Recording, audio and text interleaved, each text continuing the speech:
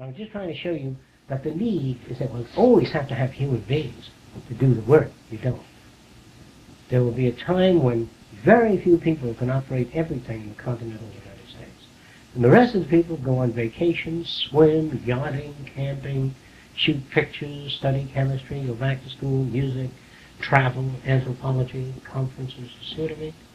So that work, we find, would be boring, repetitive, and you don't learn anything at work because it's uninteresting. And so I'm trying to say to you that if you understand these mechanisms that are coming, the future, the present doesn't look too good. The present only looks good because we don't know what the potential of the future is. It's just like your grandfather, when he got his little sewing machine that he worked with his feet, and the pump that brought the well water up, he relit a cigar and he says, this is it. But you had to go down before that and get the water from the river, bring it into the buildings and pails with a brace across your shoulder, you know. And when they made that thing, somebody said, no, they've gone too far, you know, even with the pump. So today you just turn on the faucet and you got the water right there. But where is all this going? What is this doing for man? And what enables us to get out of these ruts that we're in? By looking at the present world and say the present world has this and so on, but it isn't the best of all possible worlds. If you ever get away from that idea of utopia, that even if we went out and built the world that I want to build, you know, that would be the beginning of the next phase.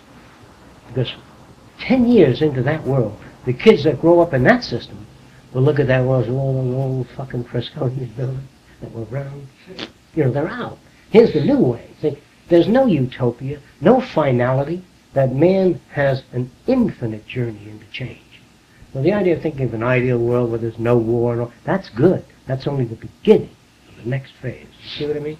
So people become very different, their values become very different, and that's what ought to be discussed in schools a lot, about inquiry, about thinking things out, about changing your mind, about being, in fact, we say that one measure of sanity is your ability to change your mind. You know what I mean by that? To be open enough to hear new things. And normal people who want to get married and have a family and a little house and country with chickens, that's a fixed set. And once you get that, you're dead.